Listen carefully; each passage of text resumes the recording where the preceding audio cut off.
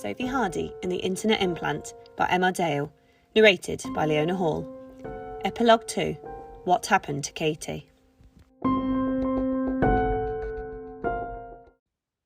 When Katie had arrived back at her house, her mum, Tasha, wasn't worried. Over the summer, Katie had played out with Sophie and Yasmin a lot and had come home at about this time every night.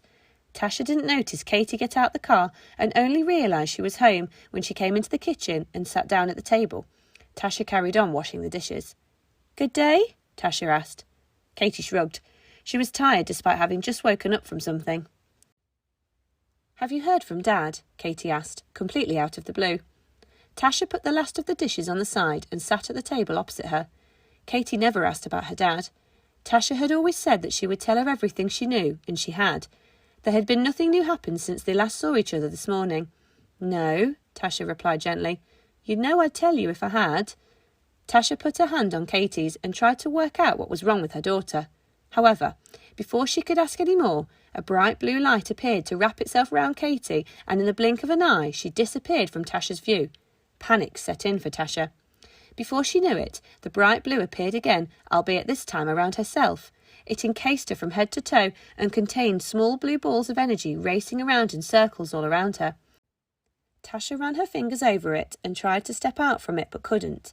A few seconds later, the light had disappeared and Tasha found herself and Katie in an enormous room that appeared to be the bridge of a ship. There was a huge screen at the front, lots of monitors around the edge of the room and 4 black chairs in the centre. In the middle of the 4 black chairs was a much bigger one, clearly the one for the person in charge.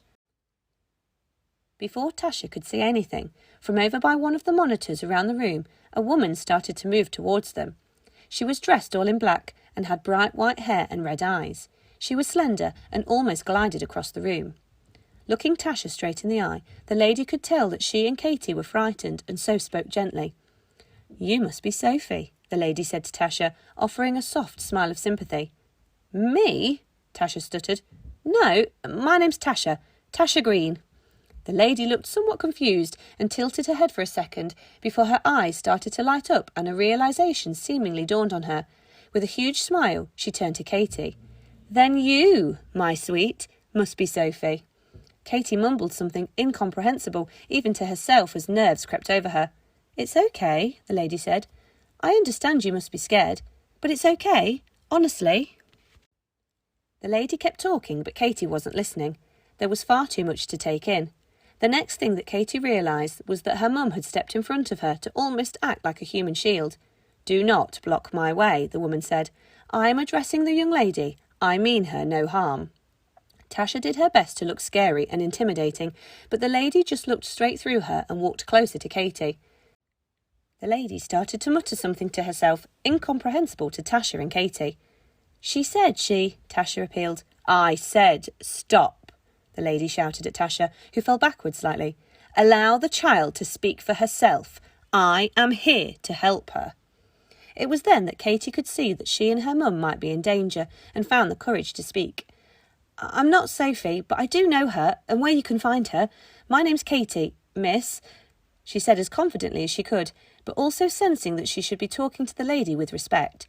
Katie then switched off from her surroundings again as a bolt of adrenaline rocketed through her and then out again, and so the lady's words were lost to her. Quickly getting her head back together as her emotions ran wild, Katie tuned back in to what the lady was saying. "Welcome aboard, Katie," the lady said with open arms. "My name is Condenar."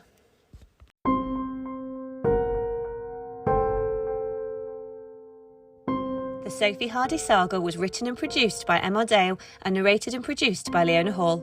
If you enjoyed it and would like to continue to follow the adventures of Sophie and her friends in coming episodes, then please subscribe through one of the many podcast providers out there.